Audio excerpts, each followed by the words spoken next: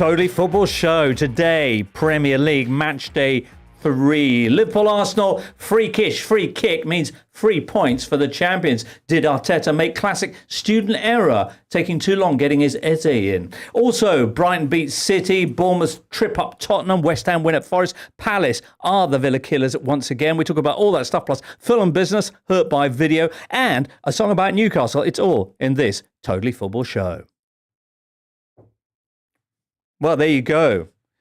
Hello, if you're watching us on YouTube, it's our Sunday night live record of the podcast, which possibly, podcast listener, you're checking out on the Monday morning. Whatever it is you're doing, welcome to the show. As we record, it is Sunday, the 31st of August, and the we in question is Mr. Tim Spiers. All right, Tim. How's it going, James? Yeah, pretty good. Just been watching some football. Some soccer. With my friend JJ Bull. Hello. Hey, JJ. You're going to sing us a song later? Yeah, yes. Good. The whole band's here. Excellent. And so, at least from, on the big screen live from Glasgow, is Daniel Storey. Hello, Daniel. Good evening, James. How are you?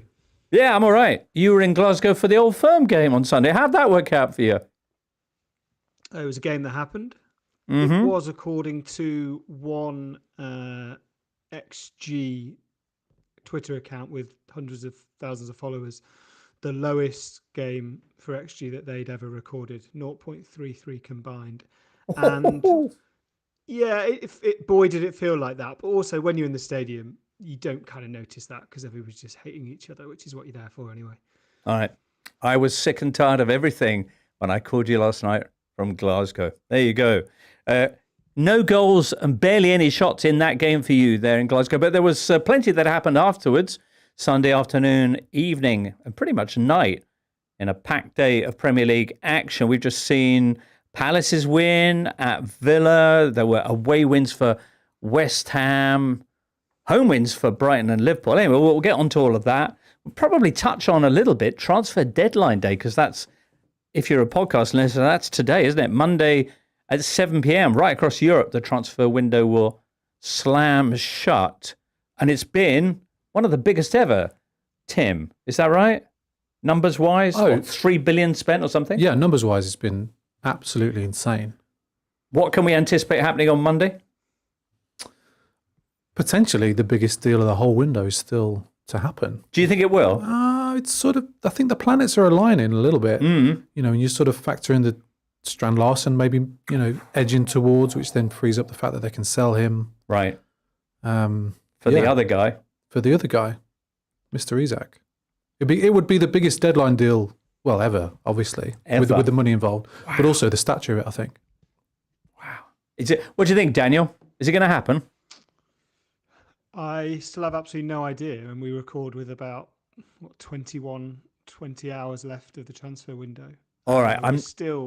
I feel like I'm going to be saying in about 3 weeks' time, I'm still going to be saying, well, if we can replace him and that domino falls, then maybe he'll get his move. And I've just found the whole thing like really distasteful this year because of the behaviour of players who think they can kind of force their way out of a contract to another club. And I'm really kind of proud of the clubs that have said, well, hang on a minute, mate, you signed a deal without a release clause, so you can shove your gentleman's agreement. Up your gentleman's agreement. Wow, Daniel Storey. All right, I love it. Excellent.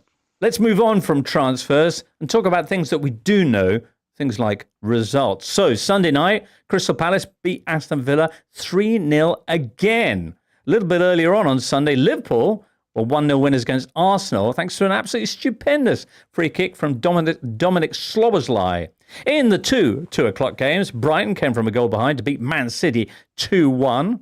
City have now lost 2 of their first 3, while Nottingham Forest West Ham was 0-0 until the 84th minute, and then was 3-0 to West Ham a very short time afterwards. We'll be finding out why shortly from Tim Spiers, who was there. On Saturday, Bournemouth were 1-0 winners at Spurs. Everton had a very fine away win as well. They were 3-2 victors at Wolves. Meanwhile, it was at home to Burnley, and it did take a stoppage time penalty, but Manchester United won their first game of the season, 3-2 against the Clarets. Chelsea needed major help from VAR to overcome Fulham. Cruelly, ruling out Josh King's opener. Not that Josh King, but yeah. And there were controversial scenes at the Stadium of Light 2 with Brentford's brown kit. Newcastle, Leeds ended goalless. Brentford, by the way, losing 2-1 to Sunderland. Leeds, Newcastle, no goals there whatsoever. Wolves are now bottom of the table. And on top of the table, though, Tim Spiers are Liverpool after their 1-0 win Sunday evening against Arsenal, which is where we begin. Bit of comms, is it, Charlie? What would it be? The Szoboszlai goal. Oh, of course. All right. Well, wasn't the greatest game, but that might just have been the greatest free kick we've ever seen. JJ, what do you think? Is it the best free kick I've ever seen? It's very good. That's too much, I think. Yeah. Yeah. Well, I'll go with it. Very good. It was the moment that game needed to make sure that we would remember it. Yes. Because apart from that, it was, I think, really thoroughly boring. I think it's probably very interesting tactically, but I found it so hard to watch because it was so unentertaining. Okay. That I didn't even really notice. You spent a lot of your time trying to compose a song that TV stations could use to promote their Sunday afternoon football games. Daniel, it was an unusual free kick, not least because it was straight down the middle. Yeah, on initial viewing, and I think on the first 2 replays, I thought that David Raya had dived too late and pushed off not far enough with his foot to make a full dive. And then there was the angle almost from behind Szoboszlai's back where you see just the kind of whip. And the whip, it was like curl without the ball ever slowing down, which is unusual, I guess, physically. And yeah, there was nothing he could have done because he dives as if the ball's going to be a foot or maybe a foot and a half away from the post.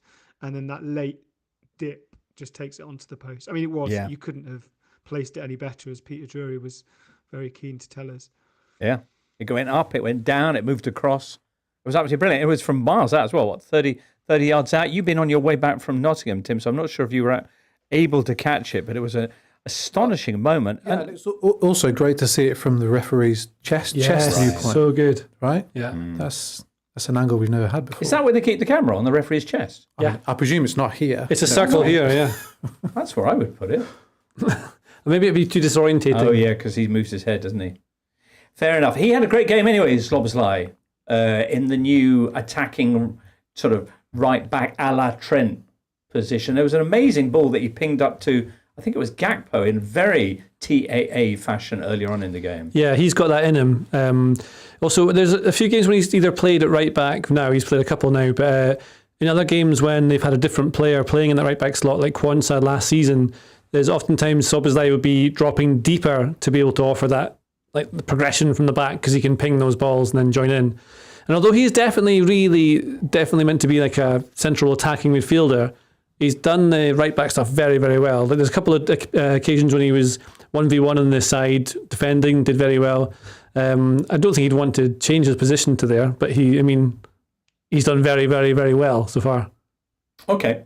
How much was this Arsenal throwing away 2 points as opposed to, 3 points? No, actually, how much was this an amazing piece of skill from Szoboszlai that you can't legislate for?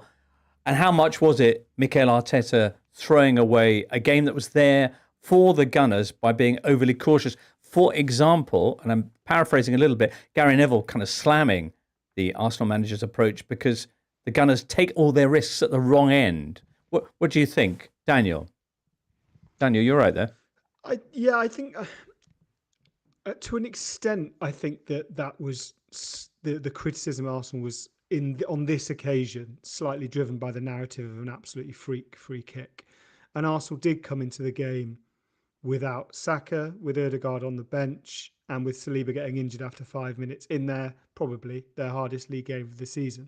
So I do have some sympathy in the isolation of today's game. The problem is that Mikel Arteta is picking up a reputation as somebody who has been quite defensive in some of these games. He also 2 years ago got accused of being kind of bizarrely cavalier in this fixture when Arsenal were 2-0 up and went for a third and got done 2-2. He hasn't found a balance, therefore, yet. He has also, as Arsenal manager, and they weren't particularly good for some of these years, but as Arsenal manager, he's played 15 games away at Man City and Liverpool in all competitions and hasn't won one yet. And the longer that run continues, as more and more money gets added into this squad, the more that will become an issue. What it does, it really puts pressure on the games that Arsenal were bad in last season, which is breaking down low block teams.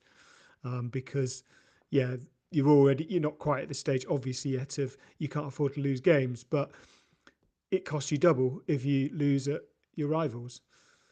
Absolutely. Arsenal conceding their first goal in this game. Liverpool, by contrast, keeping their first clean sheet.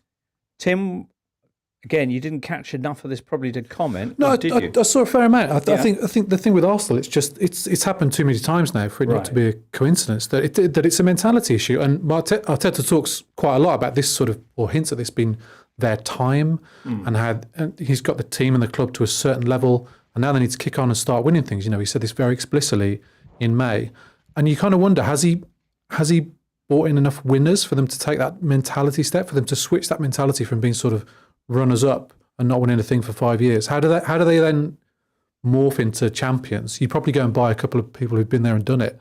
They haven't really done that. I think they've got the defence and now probably the attack and the squad depth to be good enough to win the league. Right. But you watch them in these big games, and they haven't shown that they've got the mentality to be champions yet. That would concern me slightly. Okay, and Liverpool? Well, the biggest negative from their opening 3 matches was their defence. And to shore that up and win the game's a huge plus. They just look seamless to me. They've lost key players as well. Frimpong was a big miss today, but they just carry on regardless. Was he a big miss? Who would he come in for at this point? I think certainly the way that Slot's tried to change the team with the attacking fullbacks and more direct approach. That was the evolution that they were going for this season. So I would have thought he'd still be playing at right back. Okay. I suppose I was one fitting in. Okay. All right then. Aaron writes in. Hello, Aaron. Says, in the past 10 seasons, the team that scored the most goals won the league 7 times, whereas the team that conceded the least goals won the league 4 times. I'm slightly troubled because you said in the past 10 seasons, and that makes 11 for me. But I take your point, which is the old saying, attack wins games, defence wins titles now a myth? Arsenal, after all, conceded the fewest goals over the last 2 seasons. Is that now gone, do you think? Daniel?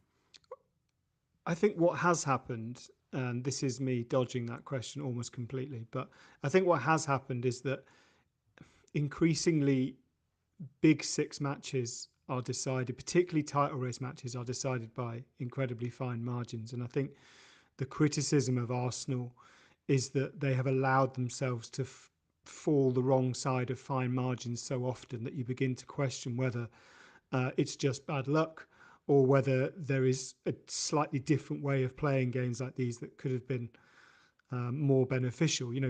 Liverpool defended really well today, but they also came into the match with everybody talking about their defensive woes and their issues. And Arsenal basically allowed Liverpool to grow into the game, to play the first half pretty much as they wanted, albeit not with attacking very much, at which point we expected Arsenal to really try and go at them. And again, Liverpool were able to just kind of grow the impetus over the course of the game. You could sense that in the noise from the crowd, that they sensed that Liverpool were growing into the match and that they were starting to, in the second half, starting to put more pressure on. It was a freak goal, but as I say, if you fall the wrong side of those margins too often, people start to ask why. So true. Adding to the injury list that you mentioned earlier was William Saliba inside 5 minutes of this game. Not sure how long he'll be out for. We've got the international break coming up, of course, and a reinforcement arriving in North London in the shape of Piero Hincapié, who's coming in from Leverkusen. All right. Good news anyway for Liverpool, not just the 3 points, but the fact that not only Arsenal, but also Manchester City lost on Sunday. We'll get on to what happened to City next.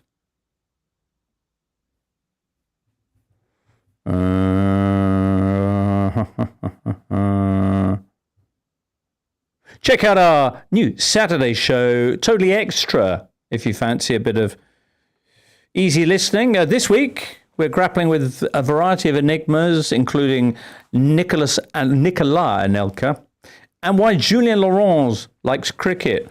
If you fancy us having a chat about another topic, get your requests in. Next week, though, for the international break, we're going to be doing Colombia in the 90s.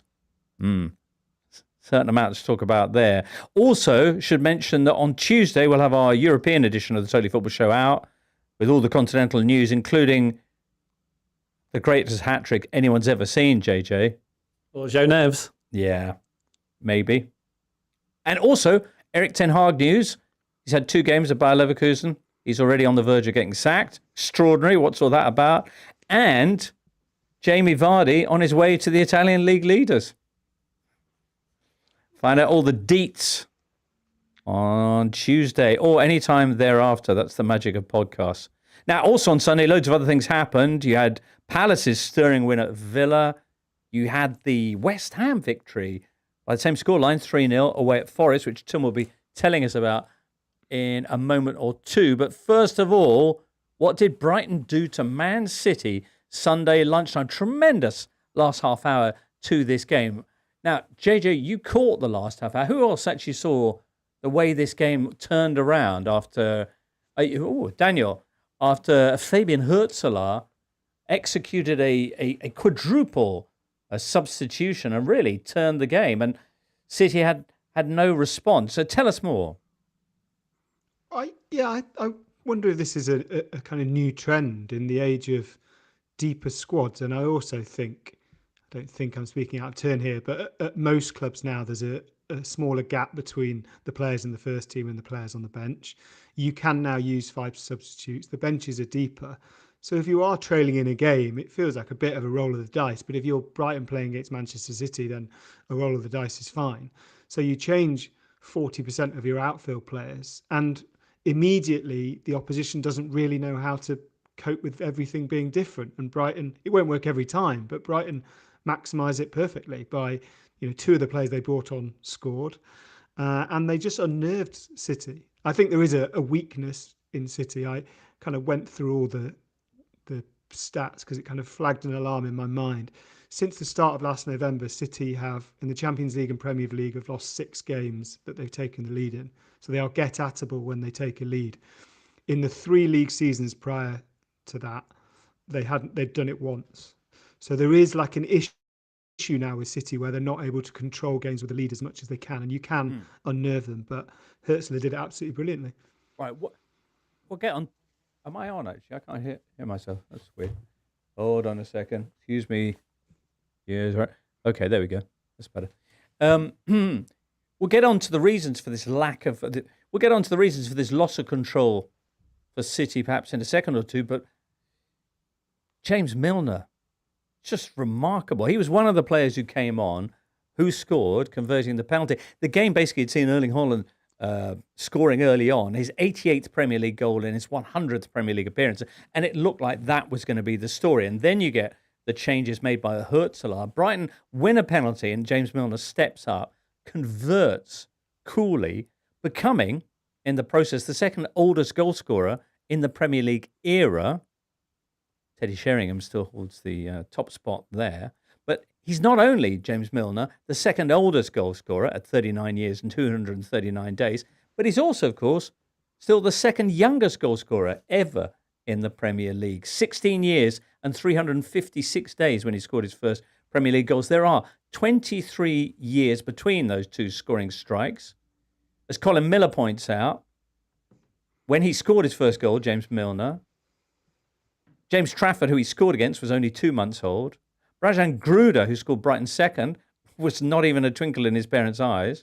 Erling Haaland was a 2-year-old. And Brighton boss, and James Milner's boss, Fabian Hürzeler, was only 9 years of age. James Milner, everybody. And just to say as well, since I've been talking for about a minute, may as well keep going, he did the Diogo Jota PlayStation celebration as well, in homage to the departed friend whose number he now wears, because he's changed to the number 20 as of this season, Milner. Yeah, also James Milner, I'm older than him, and this all makes me feel weird. Because you grow up watching footballers, and then they always seem like, even though they're, like, you always think footballers are younger than you. Yes. But you always think the footballers are older than you. You always think like you're looking up to them, but then you reach a certain age, as we all discover. Right. And then suddenly that changes a little bit, and it's very odd talking about them, because then it changes where your position is, you know. And I think what James Milner was doing at 16 and still now, it's incredible compared to what I'm doing.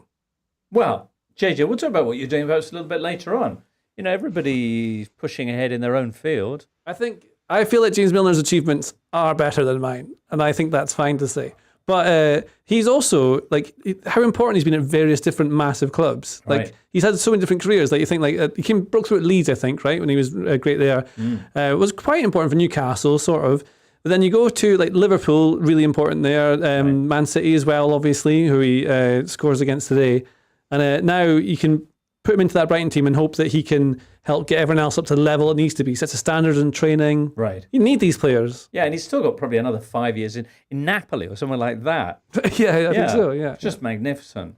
It was when he stepped up, I was nervous for him because he hadn't scored a Premier League goal in 6 years. But Daniel, he was so calm.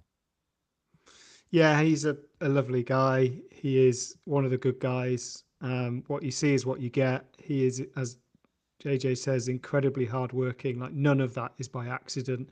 He is a manager's dream, not least a manager who is, as you say, younger than him and therefore can use him as a kind of disciple on the pitch. He's everything you want. Brighton have been sort of led the way with those sort of players. They had Adam Lallana doing it for a while, and now Milner. And I think especially in a club where there's quite a lot of transfer churn and the model is to buy, develop and sell and bring in again, those players just become the glue, and Milner is perfect for it.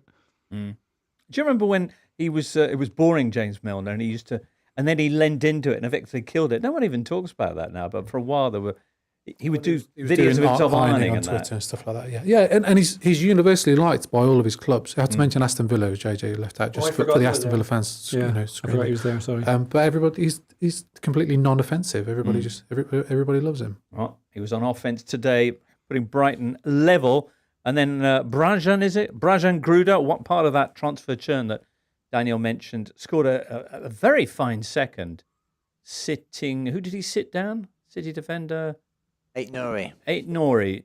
Sitting Ryan Aït-Nouri down and the keeper, Trafford, and giving Brighton the lead. Crikey. City, by the way, starting this game with Rodri, which was supposed to be the key ingredient for them. In fact, I think it's something like 50 matches that they played. A lot of matches anyway that he played for City without them ever losing. In fact, let me just, you know what? I'm going to do that again for the podcast version. City, by the way, did start this game with Rodri, which was supposedly the key thing for them not losing. But lose they did, making this the worst start to a season in Pep Guardiola's career. Crikey. Next up for them after the international break, they've got a Manchester derby against the United team that's actually 6 places above them in the table. That's how dramatic things have got. Is it all that dramatic, Tim, or is it actually just August and they've got a lot of new players?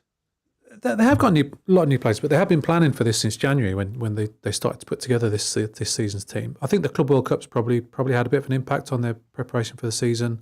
And also, Rodri's back, but crikey, he's going to need a little while to get up to speed. And midfield was the biggest issue for them last season. But of course, they look so good on the opening day at Wolves, and you think they're back, but then you remember that it's Wolves. So you'd definitely be slightly concerned. Well, Daniel, you mentioned the lack of control, and a lot of people pointed to the fact that used to be Pep's way of completely steamrolling championships, and it doesn't seem to be there at his command anymore. Why is that?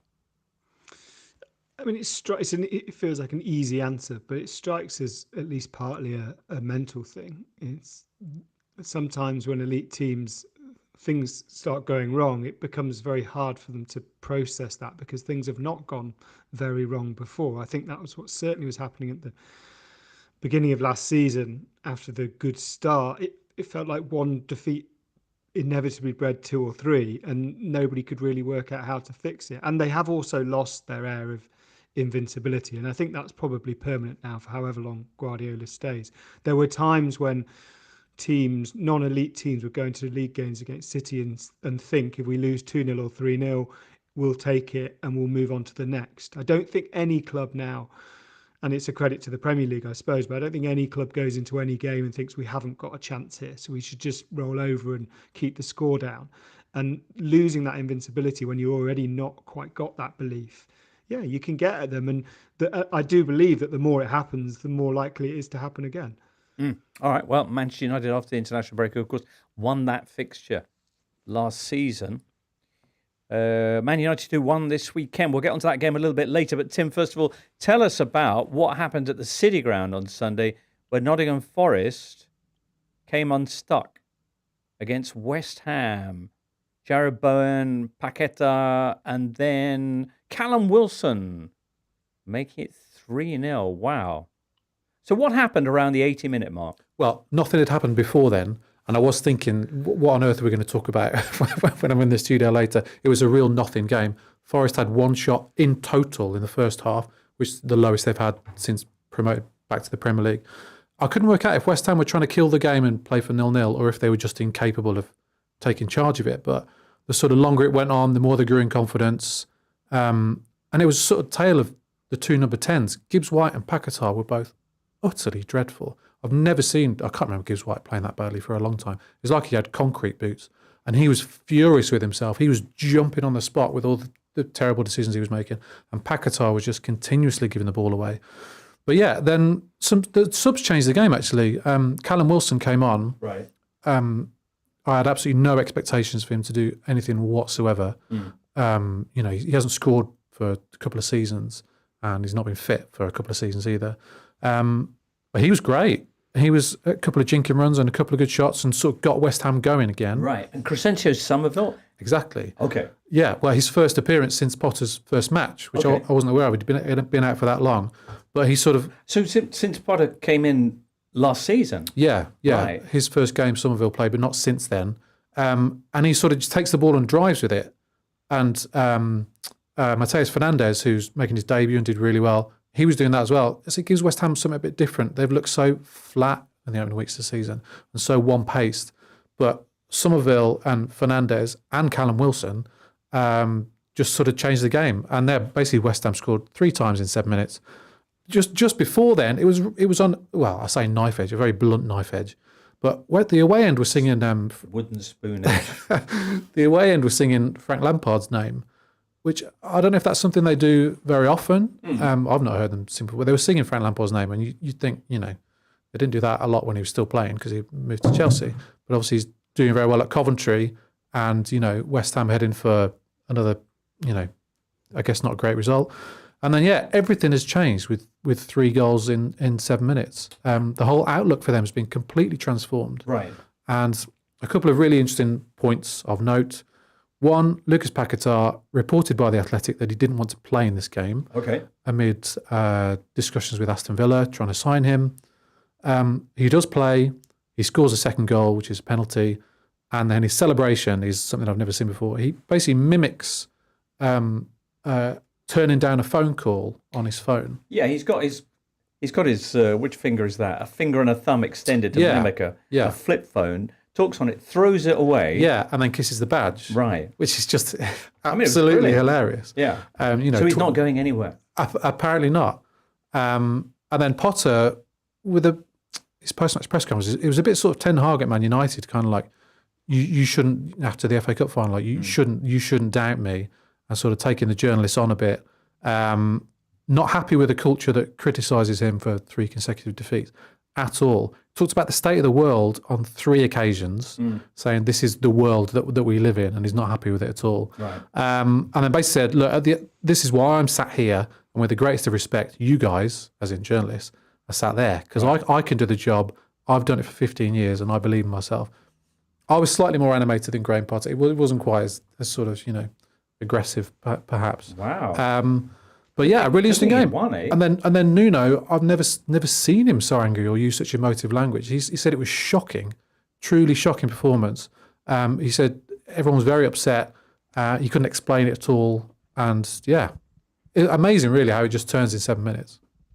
It is extraordinary, but I guess that's football, isn't it? Yeah, That's football. Nuno walking off the pitch with a face like thunder, and it seemed that things had become a bit more amicable or calmed down a bit between him and the club last week. But where this leaves them ahead of the big meeting with Marianakis, I don't know. Daniel, probably you've got a view on that as a Forest fan. I just want to give a shout out to Callum Wilson, who I had the opportunity to sit alongside a little bit over the summer, and what a the sweetest guy, really, such a nice bloke.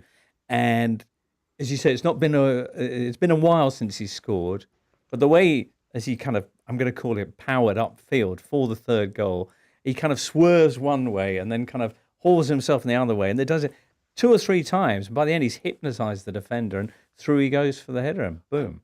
Great for him. He was obviously an underwhelming signing. You can imagine a 33-year-old free agent with a bad recent injury history and no goals for 2 years. Plus the fact that he's made a couple of tongue-in-cheek, banter-esque comments about West Ham on his podcast with Mikel Antonio, which were picked up and retweeted. West Ham fans unhappy about Kudus leaving and not a great summer of recruitment. So he's not the last person they want to see, but they were underwhelmed by it. So great for him to score, basically. Although he did ruin potentially one of the greatest goals I would have ever seen live. Really? Jared Bowen, the first person that came to mind was Diego Maradona. He goes from one side of the pitch to the other, taking on sort of 3-4 players. A crazy, it was sort of John Barnes at the American R kind of that angle, right? And he's about to put it in, and Callum Wilson just gets in the way and tries to shoot. And Bowen is furious. He's like, "What are you doing?" Right. But they have a chuckle. Eventually. It reminded me of when Michael Owen scores that great goal in the 98 World Cup, and Paul Scholes is almost gets in the way because at the end he doesn't know what to do and sort of get out of the way of the run. But they were 3-0 up, so. Yeah. I'm sorry you missed out on what would have been a very special moment for you, Tim, on what's otherwise been a difficult weekend. Daniel, very briefly, where does this leave us with Nuno and Forest, and how comforted are you at least with the draw for the Europa League, which will pit you, again, you being Nottingham Forest in this case, pit Nottingham Forest against Malmo in a rematch of the 1979 European Cup final, which Forest won, for anyone who's not aware of that. Yeah, I think that's a very small silver lining today, but it's probably the perfect draw. You've got Betis away, which is big club. You've got Porto at home, which is big club. Then you've got winnable home games, including Malmo, and then you've got short away trips. So that's perfect. But the question inevitably over the course of this international break will be whether Nuno gets there to manage in the competition. And it's just the worst timing for a performance like that. It's comfortably the worst performance of Forest under Nuno since he joined. Though it reminded me a little bit of the 1-0 home defeat to Everton last season when they really needed a win. And so were pushing and pushing and pushing. And then Mario made a bad mistake and they got broke on to lose 1-0 in the final minute. And there is a sense that, particularly when they have to break down teams, they couldn't do it in pre-season. The passing's just a little bit too slow. It feels odd in that really that should be Morgan Gibbs-White's best chance to shine when Forest need to break down a team and he's a kind of lock picker. But actually, I think he struggles most in those sort of games when it's all on him to pick the pass. He tends to sometimes try and do the difficult thing rather than the easy thing well. And yeah, I mean, it was just a shambolic result. But fair play to West Ham because they came with a game plan, Potter changed system from 3 at the back to 4 at the back. It looked more solid. They soaked up pressure, barely conceded a shot of note, and then hit Forest at the end, which is pretty much a perfect away performance. Absolutely. All right. Sunday night then, another London team, Crystal Palace, going away to Aston Villa and notching up a fine 3-0 victory. It was the first defeat for Villa at home in over a year. Second time in a row, though, that they've lost 3-0 to Palace, who have the wood over them, as they say, because of course they did them in the FA Cup semi-finals on their way to lifting the trophy just last season. Was it Mark Gay's last game for Palace? If so, he marked it with an absolutely monstrous goal. Jojo, what was that?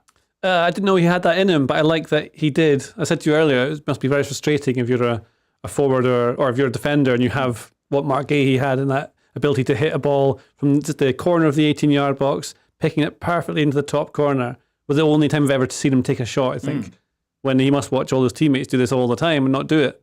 Yeah. They should have 11 Mark Gays.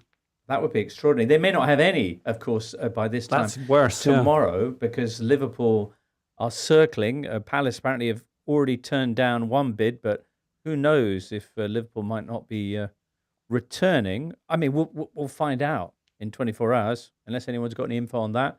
If not, let's just talk about other things from this game, like Mateta. After Kamada had been brought down by Bizot, who was in goal for Villa, Mateta stepped up, scored the penalty.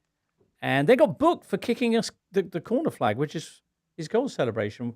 Anybody know why this referee decided that he was going to book him for that? It's the Premier League's clamp down on fun that they've had this weekend in all the televised games. Yeah. As part of that, I think it's some sort of conspiracy to ruin my enjoyment of the games. Don't know why that is though. So we were talking about this earlier as well. He's allowed to kick it at Selhurst Park, Right. but And at Wembley. but not now. Not now. I don't know. The third goal came from Ismail Assar. And what happened in that one? Can anyone remind me? Long throw. Oh, the third goal came from Ismail Assar as a result of a very long throw. And we also got a little glimpse of Yeremy Pino, the new signing as well. He looked lively. He's a great player, yeah. So he's been touted as a wonder kid for a long time. I think he's at Villarreal, I think, but no one's ever managed to, either tried to get him or haven't been able to pay the fee because it's meant to be really high. And the fee that Crystal Palace paid, I think, is about 30 something. 30 million euros, So yeah. That's, from what I know of Pino, that is a really good deal. And I think you saw just that one little bit where he took the ball and then dribbled it past a bunch of players and they made the right decision every time not to keep going too long, when to stop, when to pass. But there's also a bit where they had a little break and play and he went to the manager and there was tactical instructions. I think they were telling him not to go wide then, they should go inside now. And you can see him going like, okay, I understand that. So he's going to learn what is expected of him. And I think if he performs anywhere near what I've seen him do in La Liga, he should be really fun. Okay. Yeah. He had a bad knee injury a couple of years ago, didn't he? Yeah, Which I that's think right. has sort of brought his value down a bit. But it's half the price of Eze, Pretty good replacement potentially.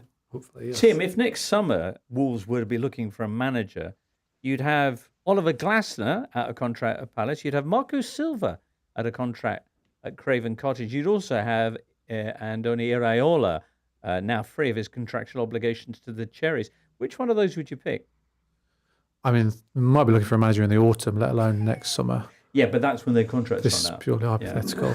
I think Marco Silva's a massively underrated manager. Yeah. I would probably. But what Glasner's doing with Palace is amazing, no?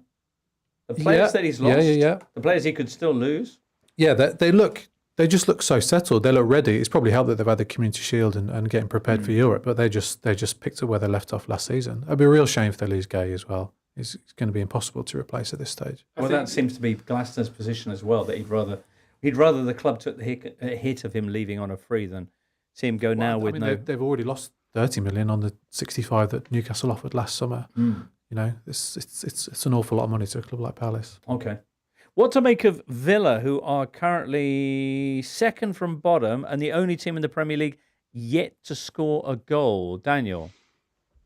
I mean, they feel like, without wanting to deflect from Forest's result today, they feel like the Premier League's random crisis club.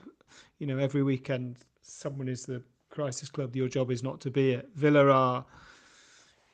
So they haven't scored a goal yet this season in the league. They haven't, or in any competition, because they've only played league games. Their goalkeeper wasn't in the squad, so we had their manager just repeating the name of the reserve goalkeeper who was starting over and over and over again and turning him into the weekend's protagonist. We had a bench. Sorry, I'm just going to interrupt you, Daniel. At that point, for the podcast version, we'll actually play that in. Oh, so I'll just introduce that. It was quite bizarre. This was ahead of the game, in which in an interview in which he's asked why no Emi Martinez, and this is how he replied. And we should point out that extraordinary. But he's done this kind of thing before. There was a moment at the end of last season when Villa had just won at Bournemouth and confirmed their place in some European competition, and the post-game press conference went like this. Unai Emery, everybody. Sorry, Daniel, you were saying, first of all, there was... what was your first point again? So, I mean, first of all, they haven't scored a goal yet this season in the league. Secondly, there's that bizarre Martinez stuff. I mean, I know we've had players not being available and pulling out, and it's been a mad summer for that, as I've already ranted about once and won't do again. But with Emi Martinez, I mean, I've heard there's been some reports of vague Manchester United interests, but it doesn't seem enough that you could just pull out the squad. So that's obviously bizarre. Emery himself being like that, was a kind of red flag to me in terms of where his head's at. The bench looks extraordinarily weak. I don't know how many Premier League clubs this weekend had a stronger bench than Villa's, but I bet it's more than half of the league, and they've got Europa League football this season. And it sounds like because of the squad controls that UEFA are imposing after the last 2 years, that Villa are then, in a position where they can't really spend an awful lot of money. Right. They were linked heavily with Paquetá, and now he's done his kind of NSYNC style celebration, so we know that deal's off. And yeah, it does feel like, it's amazing to me how quickly these things can feel like they're beginning to unravel, because Villa have been a positive story only for the last 2 years, and now it's quite hard to see where the goals are coming from, because there's no obvious creativity there. Morgan Rogers is, I don't know if his form has dropped off a cliff where he's just being double marked because there's nobody else, but they don't really, they could have played 3 games tonight and not look like scoring. In sync though. Great shout.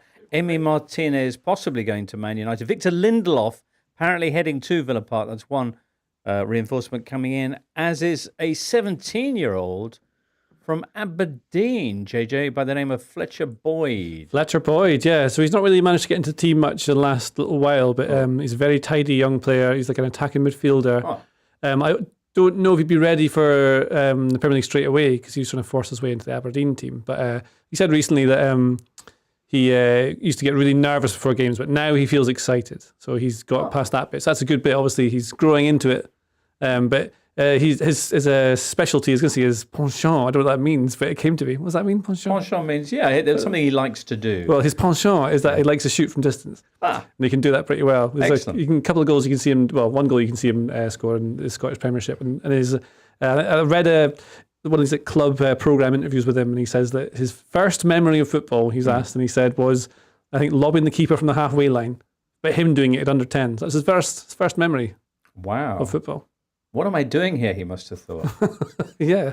Extraordinary. Aberdeen, by the way, how's their season going? No. It's underway. Okay. Bottom of the table? Yes. Have you scored a goal yet? Not in Scotland, well, not in the Premiership, but in the Conference League, because he's managed to lose the Europa League playoff final. Okay. Playoff final, or just playoff. Yeah. So, in the Conference League, that should be good. Not going particularly well. After all you'll remember last season Aberdeen got talked about a lot because they did such a good start of the season, but I think they've only won something like 5 in 30 or some mad statistic like that. Basically, it's very much not going very well for the manager. Okay. And so it'll be interesting to see what happens in the next little while. Yeah. Okay. Common story in Scotland, of course. All right. Very good. Next up, should we get on to Saturday's action?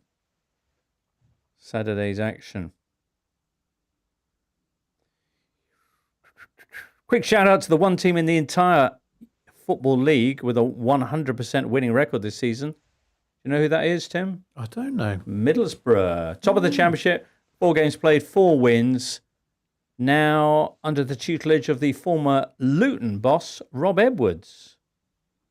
Yeah, I was at the Riverside on Saturday lunchtime. Oh, were you? Beat Sheffield United 1-0. Right. Sheffield United, who are the crisis club, I suppose, of the year. Well, crisis club owner shenanigans notwithstanding. On-pitch crisis club Sheffield United. They were routinely terrible, and Middlesbrough were not particularly good, but they're flying under Rob Edwards, and I'm really pleased for him. I interviewed him last season when he was at Luton. He was kind of really happy to be back in the Championship and hoping to take Luton back to the Premier League, and it all kind of de-escalated, and it was a pretty rotten season for him. So I'm really glad to see him back and doing well. Oh yeah, 4 wins out of 4 for him, 4 defeats out of 4 for Sheffield United under their manager Ruben Sellers. You remember him at Saints? Yeah. Anyway, rotten for Sheffield United, bottom of the table with no points whatsoever. Tim, Wolves. Yeah. Just give us one to JJ. Wolves were involved in one of the most exciting games of the weekend. There were a couple of 3-2 victories on Saturday. Man United at home to Burnley, but Everton away to Wolves. And Everton look, sexy. David Moyes knows what he's doing. So he gets good characters in. He gets centre-backs know how to defend. He makes them organised out of possession, doesn't do too much.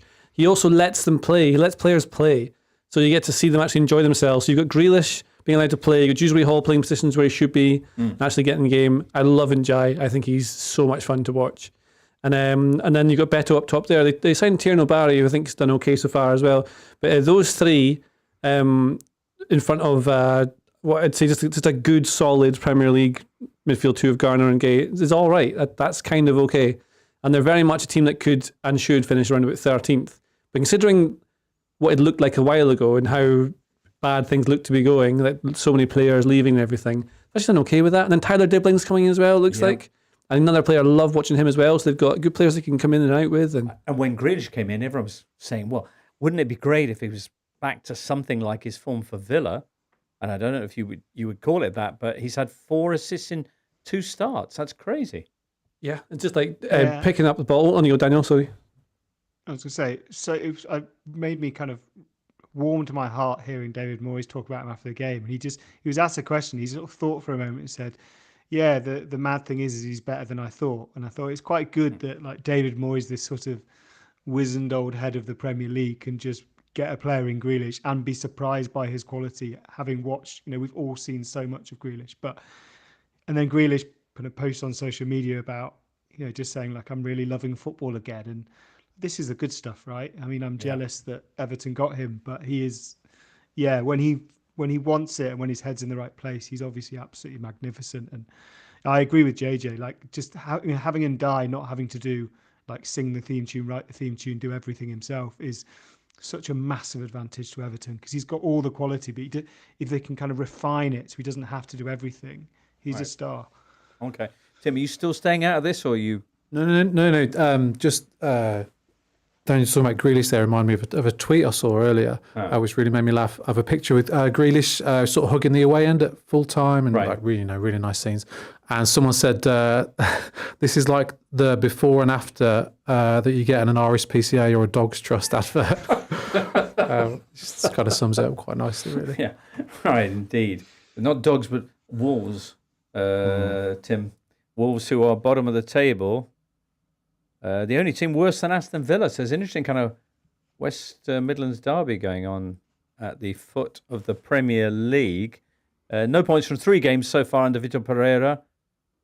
Jurgen Strand-Larsen, are you going to lose him to Newcastle? I'm not feeling very confident. I mean, he has been carrying a knock, but the fact he didn't play in this game is not a good sign. It's turning pretty toxic at Molineux.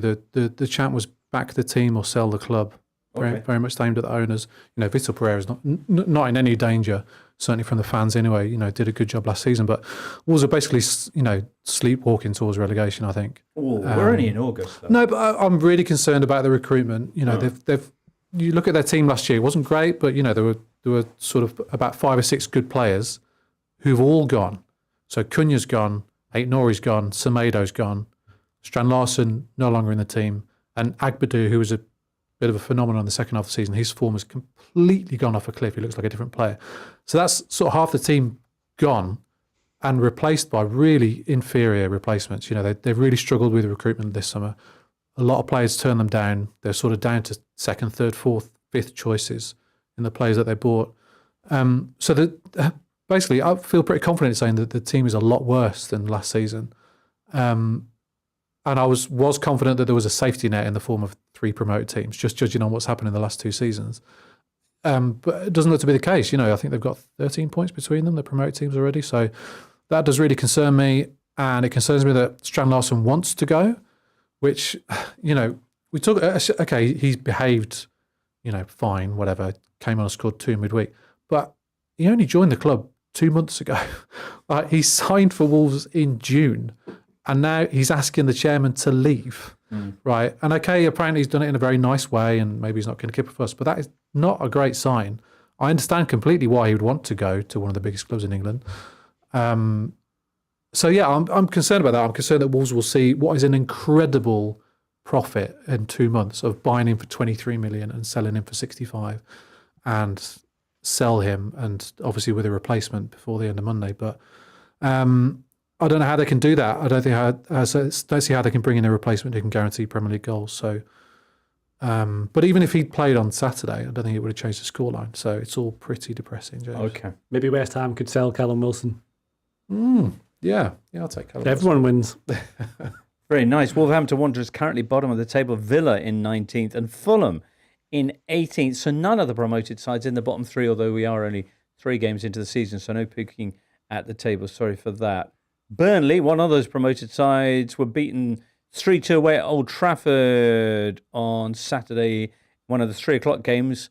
Ruben Amor-in, who'd had such a terrible time of it with his Man United side away at Grimsby, or at least in Cleethorpes against Grimsby on Wednesday. He needed a response. Did this constitute one for you, Daniel? They were really, really good first half. They were as good that if they'd have played like that midweek, they'd have been 3 or 4-0 up at half time, and they could have been 3 or 4-0 up at half time against Burnley.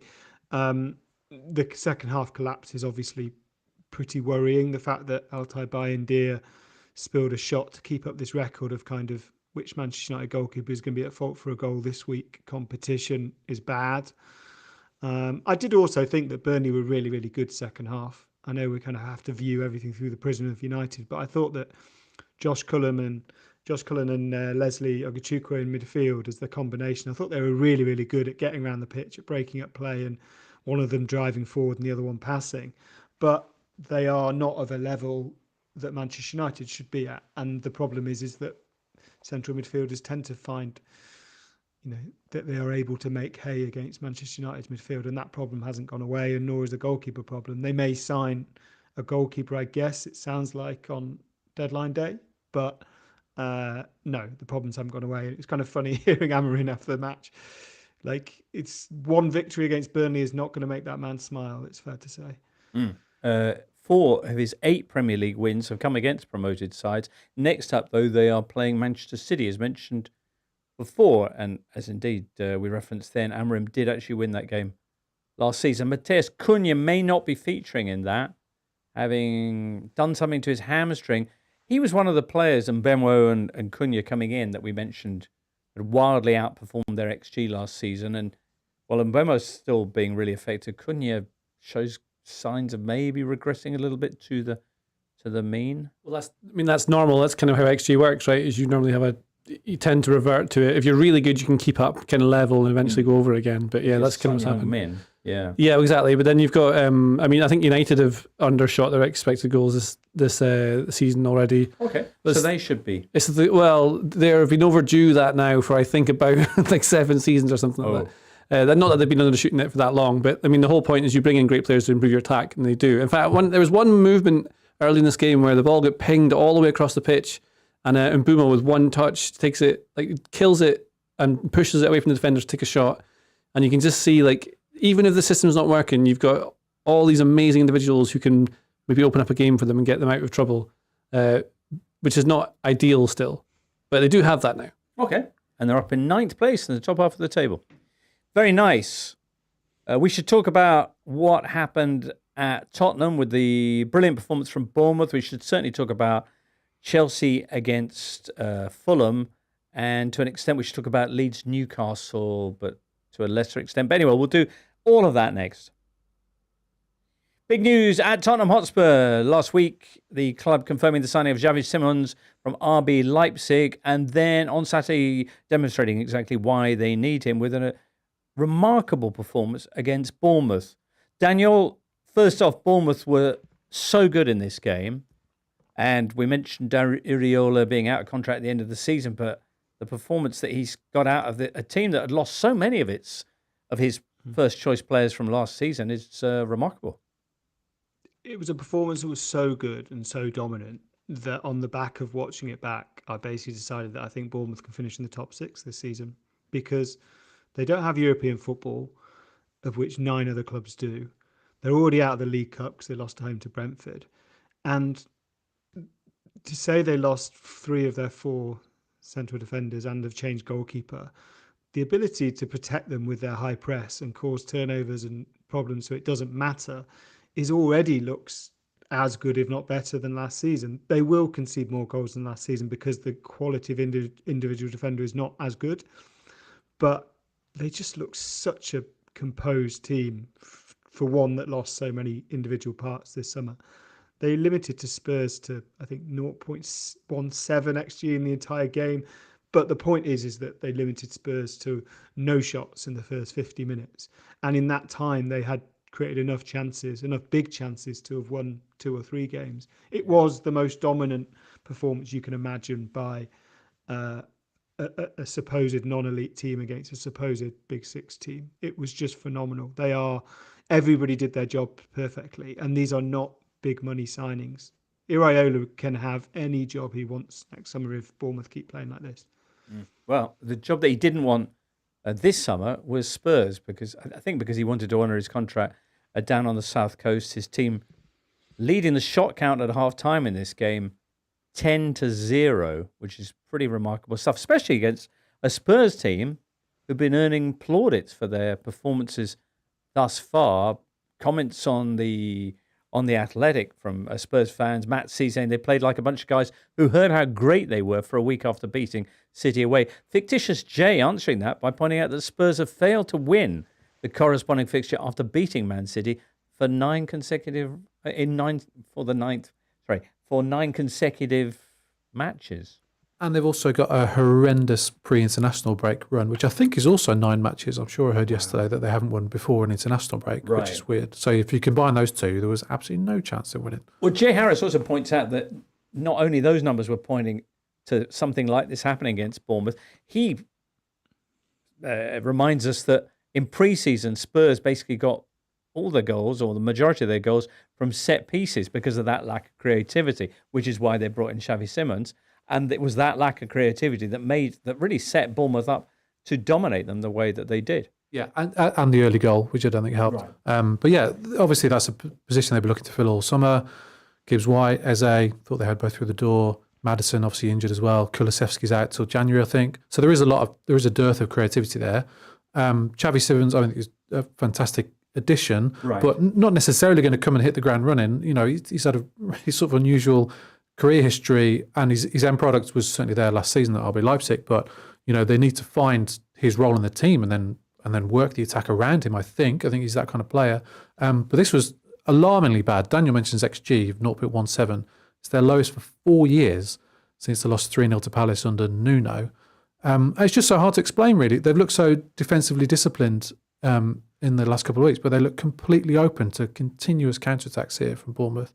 And the whole attack just had a massive off day, but I don't know how you explain that from, 2 really good, competent, or 3 if you count the Super Cup performances, to go into 5 shots from 61% possession, But I guess there was no one to unlock the door, but then you can't say, well, Xavi Simons is going to come in and we desperately need him. Right. I don't know. You look at the team, it is a bit one-dimensional, and, Kudus is the only sort of creative spark who's really going to do something on his own in that attack. So, concerning, but obviously they're a massive work in progress. Right. And a manager who's only just arrived. Some people would describe Xavi Simons as their biggest signing since Christian Eriksen, or potentially the most exciting. Daniel, you have a view on that? Or JJ? Yeah, I think let JJ go. Well, that's you're underwhelmed, don't you, JJ? I was looking at something else while you're doing that. All right, okay. Daniel, are you whelmed? I am TBC. I think what they do need to do is, I think how him and Mohamed Kudus work together is going to be really interesting. Xavi Simons strikes me as a guy who wants to get the ball in space and do things quickly. And one of the reasons I think they struggled on Saturday is because Mohamed Kudus didn't seem content with beating one player, but tries to beat another and then loses the ball. Or he touched the ball I think 45 times and only made something like 15 complete passes or something. So it's almost like he just needs to do the simple thing really well. And I think because they lack the creativity at the moment, he's feeling like he needs to do everything. Like we said about Iliman Ndiaye, actually, the hope is that Xavi Simons can be the Grealish. That means that no one person has to do everything. But you have to find a way of that working in tandem. And Kudus has to get on board with that, and Simons has to acclimatise. TBC, I don't know. He's always a player. He's one of those players, Xavi Simons, that barring the game against England at the Euros, always seems to play well in games that I don't watch. And done not well in the games I do. Okay. I've got a stat for you, courtesy of producer Charlie. In the last 2 seasons in the Bundesliga, there were only 2 players with 100 shots, 100 chances created, and 100 successful dribbles Those two players were Florian Wirtz and Xavi Simons. Mind you, Florian Wirtz hasn't exactly lit things up so far for Liverpool. But anyway, early doors and all sorts of reasons to be optimistic. Now, Chelsea played Fulham on Saturday and they beat them 2-0, but that really wasn't the story. While the game was still goalless, young Josh King scored a fine goal that I think everybody, Chelsea players, Fulham players, everyone at the stadium was perplexed to see called back by VAR for essentially an unpaid parking ticket or something. It was a moment in midfield. Tim, do you want to take up the story? Well, yeah, Muniz sort of does a pirouette to get away from Chalobah and just happens. Well, he tries to put his foot on the floor, as happens when what goes up must come down, and Chalobah's foot is there. Right. It was a glorious little kind of Zidane turn. Yeah. No, it was lovely. It was not a foul. I've not heard anyone say that this was a foul. It was just contact. But this is genuinely, you hear about football going, oh, Daniel's making a face. He's not going to do it. He's not going to, is he? I don't know. It's contact, but it's not a foul. Daniel? I don't think the goal should have been disallowed because I think that it was nowhere near a high enough bar for VAR to get involved and overturn the decision. So I think that is true. If my player had his foot stepped on in the penalty area, I would want a penalty for my team because I think that I know not every contact is a foul, but when they say not every contact is a foul, I think what they mean is like jostling, right? They don't mean standing on someone's foot. I don't know. I just feel like I've seen a lot of occasions where someone standing on someone's foot is given as a foul and the player goes, ow, that hurt my foot, and the referee gives a free kick. I feel like that's not that weird. And I think the context of the game, maybe like non-Big Six team taking the lead at home of Big Six team, maybe played slightly into this kind of disgrace. But does it matter that Muniz actually had the ball when he was executing the move and Chalobah was trying to take it off him, and that's why his foot's in the wrong place? Well, yeah, because that's part of it, right? Because Chalobah's just there. I mean, I think a good way to look at it is if you're apply it to five-a-side. If you're playing five-a-side and that happened against you, would you, because there's no referee there, would you want to foul for it? I think you'd probably go, no, but it would hurt. So therefore you might just do it because it doesn't matter. But when you're on the elite leagues with a team of referees watching it, I don't think you can say that's a foul. Well, the Premier League, or POGMOL, felt that it was an incorrect decision by VAR to intervene to the extent that they removed the official in charge from acting on the Liverpool-Arsenal game on Sunday evening. Yeah, and Rob Jones, in his, what he said to Stadium, it was incorrect information. He called it a careless challenge. Yeah, but it wasn't a challenge. He wasn't challenging anyone. He was looking the other way and trying to put his foot on the floor. It's not. It was okay. You can maybe argue it was careless. It was Chalobah who was making the. Yeah, Chalobah but it was not a challenge by Muniz. He was in full control of the ball. If it was on a video game, he would have still had the light above his head when he made the trick. So it would be his ball. There you go. James Baker says, Fulham fan here, can the talk not just be about VAR, please, brackets, we feel robbed, etc., but what can you do? And instead give a little time to the very fabulous Josh King. Oh, yeah. Yeah? Yeah, he's great. I watched him on the opening day away at Brighton, and it wasn't his full debut. I think he started one game last season, but he just slotted in and just looked so composed on the ball and constantly wanted the ball and very positive, gets his head up and just drives with it and just was dovetailing beautifully with Iwobi and has this real sort of confidence but elegance when he's on the ball. And it's a big one for Fulham because they've lost quite a few stars over the years. Fabio Carvalho springs to mind. They lost Sessegnon the first time around. They lost Harvey Elliott. They lost Mitrovic. But like players have come through the academy. Matt O'Reilly would be another one. So time and again, they've obviously got a very good academy and bring talents through, but then they end up losing them. And of course they bring in ready-made sort of 30-year-olds. That tends to be their thing. So Fulham fans absolutely love him, already singing his name. And he's got issues with, needs to bulk up a bit, and the physical side of the game can pass him by a bit. But a huge talent, already better than the last Josh King for me. Daniel. He's also why I want to get the families and agents of teenage footballers and say, like, shake them and say, you don't have to join a big Premier League club, a Chelsea or a Manchester City or a Manchester United or whatever, as soon as possible, because he's also able to like grow slightly out of the limelight, right? So if Josh King's development is not going to be from what he is now to the best he's going to be in a straight line, but that's fine. When he's got a manager, Marcus Silva, who seems to completely understand how to develop players, young players, and he take him out when he needs to be taken out, give him a rest when he needs a rest. The whole team doesn't have to be carried on his shoulder because there's some massive demand of like, we have to make Europe this season, otherwise it's a disaster. And it's just really nice to see. Good luck to him. Okay. That's actually that's quite a big problem it got in Scotland just now with a lot of players that come through because the quality, maybe depth you get in the Scottish Premiership, players will break into the first team where they get games, like Fletcher Boyd going to Aston Villa, I think. So you're more likely, I think, to become a player in Scotland and actually get games, and that'll grow you more as a person and a footballer. Like Lewis Ferguson, for example, went to Aberdeen and straight away into the first team, got games. If he'd gone somewhere like an academy when he was younger, I very much doubt he'd have got to where he is now, starring for Bologna. But the difference you get playing against, professionals who are, it's their livelihood, is going to make you a better player. I think like Lennon Miller is another good example. I think he's just moved to Italy as well. I can't remember which club it is. Yeah, like phenomenal player, right? So if he'd gone through the academy system in England, would easily have got gulped up by it, and you just don't appear because there's so many players who are just like you, and you can't prove that you can compete on the professional level because you never get a chance to. Excellent. Well done, and I hope he stays around at Craven Cottage. And Chelsea won the game 2-0. Would it have turned out that way had Josh King's goal stood? We just don't know, but we can salute João Pedro for making it now 5 goals in 5 games, and remark on the fact that Alejandro Garnacho has moved from Man United's bomb squad to Chelsea's rather large squad. Does this make sense? Is this one of those random seeming Chelsea moves, Garnacho? I think it makes, he's clearly incredibly talented and has a massive potential. I think whatever the reasons that Man United didn't want to have him around are probably relevant to his future career and everything. I don't think it's just because of his offers on the pitch.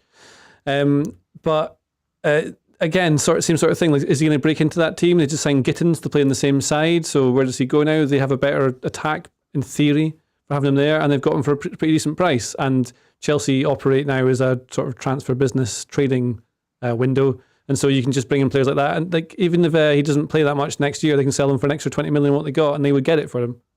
Okay.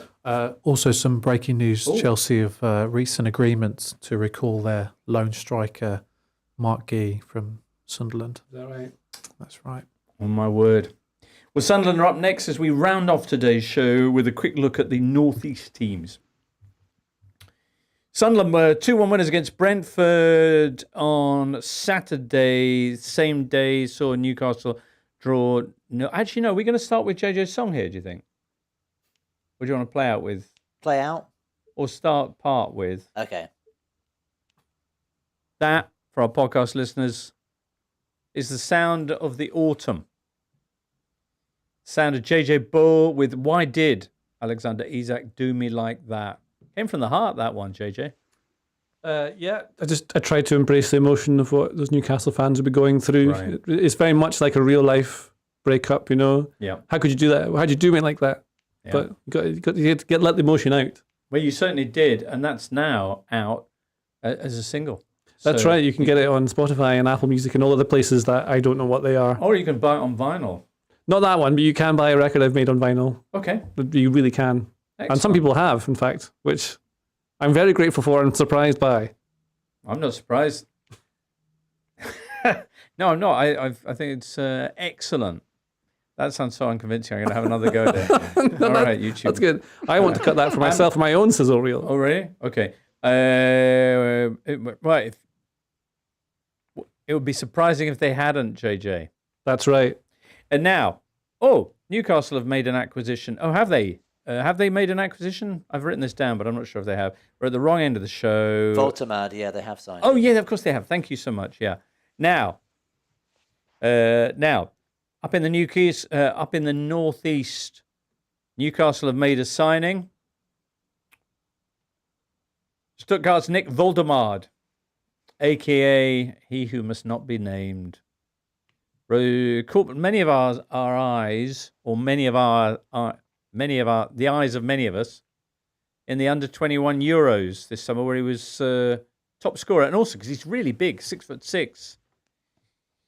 So sounds like an exciting player, and possibly filling in for another big striker that Newcastle have had, who no longer turns out for them. We're talking about this because Leeds Newcastle this Saturday, which did not feature Alexander Isak, was of very little consequence. Is that right? Anything to report from that match? Nothing really. I tried to watch some of it back today to remember. I was trying to work out if it really was as boring as I remember it being, but it kind of was. There's some of the highlights you get. You can see what they're trying to do. Newcastle. I think Newcastle maybe were the better team, but I think what you see with Newcastle is that this really intense way that Eddie Howe has them play. That's going to be really hard to sustain all season long. But also, I mean, for the amount of money that they were supposed to have had when these owners came in, they ended up with a front two of Jacob Murphy and Will Osula, which is just not going to do it for me. And so obviously they need to bring in these players. Wolte-made stands out because he's massive. He's a massive boy. Right. I have watched quite a lot of him to try and work out if he's good or not, and I cannot decide. Normally I can tell you straight away. Yes. I get a bit of the Xerxes about him. Oh. Because he dribbles really well, technically very, very good. He's got the strength, but just because you are big and can dribble doesn't mean you've got the speed and power to get away with it in the Premier League. So it's a bit of a cop-out to say. I'll be interested to see what happens to him. Well, I really can't tell. No, okay. Daniel? Yeah, he strikes me as potentially a kind of streaky striker, that when things start going well, he might go on a bit of a run, but I think he's going to be pretty raw in the Premier League. There's always I think the Bundesliga to the Premier League, they're sort of seen as the two most similar of the big five leagues. And yet I actually think in terms of translating the skill sets, it's actually probably the hardest jump. There's something about particularly Bundesliga attackers, I think, freak Erling Haaland notwithstanding, where there is an acclimatization period. And unless Newcastle get a new striker in tomorrow, or there is some magic revitalization of the relationship with Alexander Isak, which I don't think there's going to be, then he's pretty much going to be starting every Newcastle game as a centre forward unless Anthony Gordon does it. And there are 50 more games potentially in Newcastle season. It's a heck of an ask of a guy who's really only had one successful domestic season, albeit he is absolutely massive and skillful. Right. Okay, and Newcastle with so many of these extra fixtures because of the Champions League, a Champions League draw, which has given them some really intriguing matchups. Their first one, which sees them at home to Barcelona, and their final one, which on Wednesday, the 28th of January, will see them visit the Parc des Princes again, where they had quite a famous and controversial match last time. Anyway, finally then today, Sunderland beat Brentford 2-1. That's 6 points from 6 now, at the Stadium of Light at least, for the Black Cats. And Tim, you were talking about how it's worrying for the likes of Wolves, how well the promoted sides are doing. Sunderland maybe with a slightly easier fixture list, but they are making hay while the sun shines. They have had a kind start. West Ham, Burnley, and Brentford, but I think you can't take anything away from the way they've started the season. It's so hard to tell how they're going to do when you look at a lot of their signings that came in. That full disclosure, I hadn't seen too much of them in action before. A lot of them have barely played in their careers anyway. Sort of 20-year-old DR Congo internationals, etc. But they're already looking like they're going to give this a real go. I think they've done the best recruitment of the three promoted teams. I mean, they had 8 new players in their 11 on Saturday. Wow. They basically bought a new team. We have seen that not work in the past. I remember Burnley doing the same. But their midfield in particular looks really effective. Diarra from Strasbourg, I think is their record signing, looks very dynamic. And you've got Siddiqui is in the sort of engine room role, and then Granit Xhaka pulling the strings and just looking like he's belongs back in the Premier League again. But not only have they got a decent 11, they've got good bench options. Simon Adingra coming off the bench, and Isidore scores the winner. So it looks like their recruitment's been excellent. They haven't been too pig-headed in their principles and sticking with only young players. They've brought in some good experience, players who've played hundreds of games at the top level. So they'll get hammered at some point, I'm sure. But they look like they're going to give themselves, a real chance of staying up. Excellent. Brentford, their opponents, in a chocolate kit. Daniel? Yeah, I mean, it's not a nice kit, but I admire them trying something different. It's more outside the box. The thing that annoyed me about Brentford, thus ends terrible segue, was that so they scored against Forest on the opening weekend, Thiago penalty. Thiago's taken 12 penalties in his career and scored 10 of them. They got a penalty against Sunderland to take the lead. Thiago's on the pitch, and they give the penalty to Kevin Shardy, who's never taken a penalty at senior football in regular match, and he has it saved. And I think that, to me, just strikes as really poor planning. Well, it's either a stupid decision that the players have taken or poor planning that Thiago's not the guaranteed taker. I just didn't understand it at all. Like, you don't always pay for those mistakes, but Brentford clearly did. All right. And paid the price. Because it was after that Sunderland turned the game around from a goal down. Thiago had opened the scoring. Late on, is it Enzo Lefebvre? Yeah, Enzo Lefebvre, and then Isidore in the 96th minute. Anyway, wild scenes at the Stadium of Light. And more where that came from, very possibly, but not until after we've had an international break. On Thursday, Totally Football Show will return with a look ahead to the fixtures that await for our various nations. Who have England got, Tim? Oh, crikey. Daniel? Andorra, I think. Andorra at Andorra? home and Serbia away. There you go. Wow. Ring Thursday in your diary then, because we'll be breaking down Thomas Tuchel's squad for those key fixtures and so much more. Loads of really interesting stuff from the international break, no doubt. But I think that brings us to the end of today's show. Of course, before Thursday, we've got that Euro show that I mentioned way back at the start. Don't need to tell you about that again. For now, let me just say to you, Daniel, thank you so much for staying up late in Glasgow to give us the benefit of your wisdom.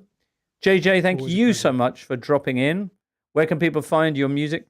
Oh, it's on all the places, Spotify and Apple or YouTube or Instagram, everywhere. I'm everywhere. JJ Bull. That's right. And Tim Spiers, whose output can be found at The Athletic. Good. I'll be here on Tuesday with the Euro crew. Perhaps you'll join us for that. Shout out to Jake and Charlie in the booth and you listener. For now, from all of us here, it's goodbye.